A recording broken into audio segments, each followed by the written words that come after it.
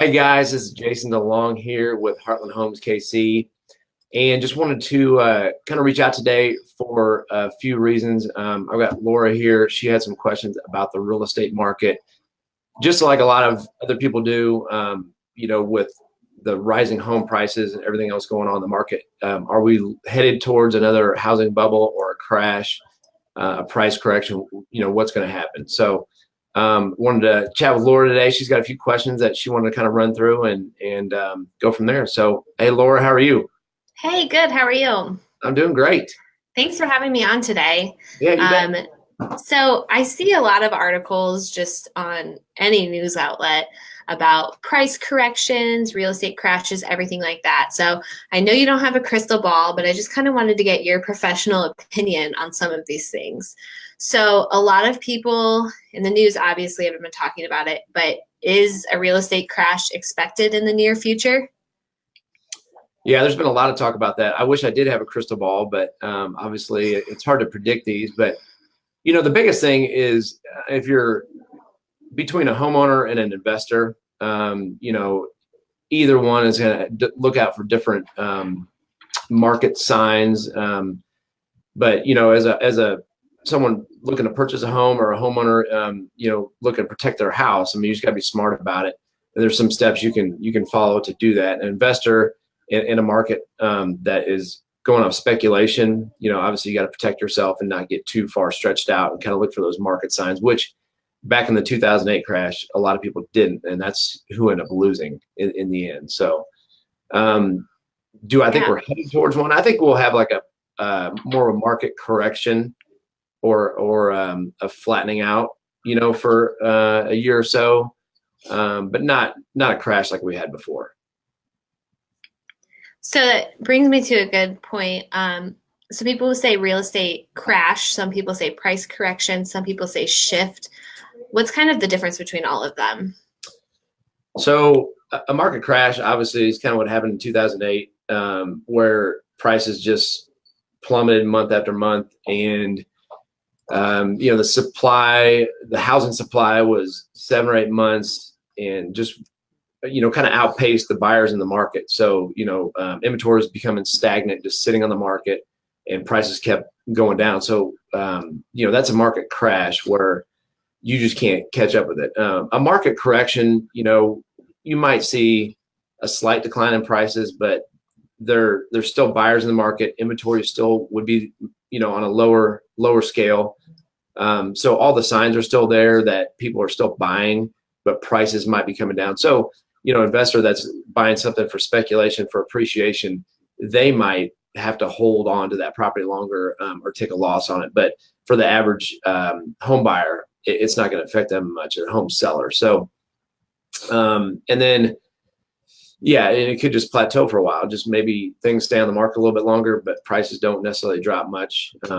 So those are the type of corrections that you might see.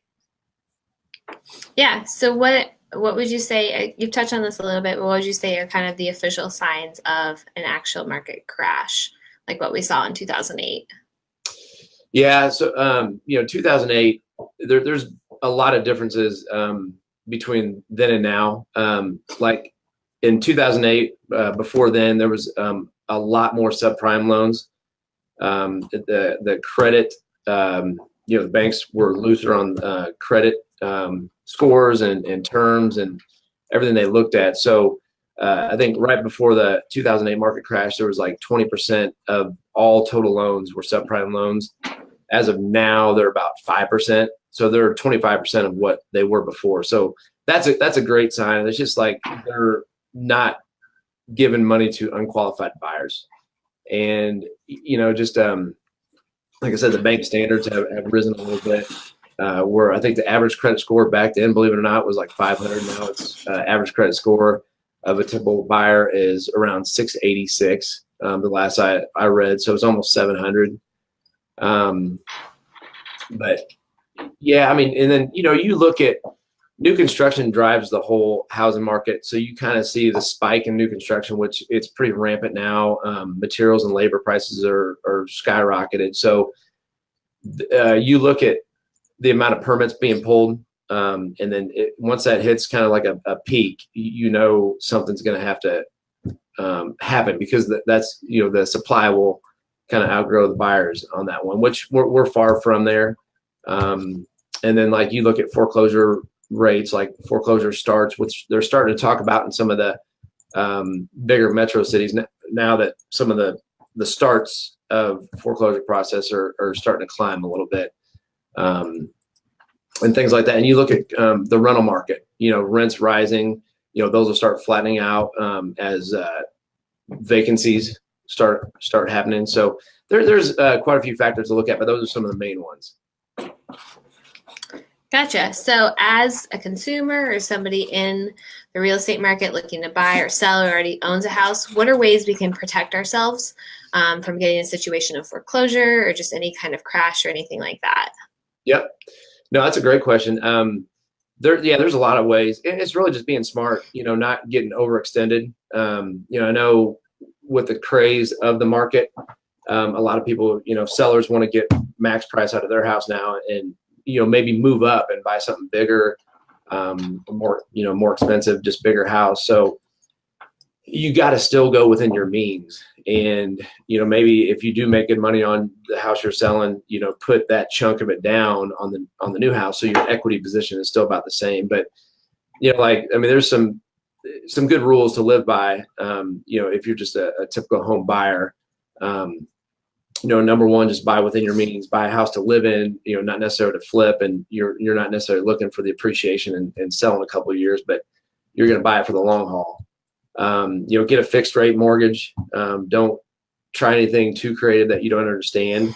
You know, with a product, some of those look pretty attractive, but you got to make sure that, you know, 3-5 years down the road, that rate's not going to spike up to something you can't afford. And then, you know, they always say, you know, 3 or more bedrooms, because that helps on the resale side.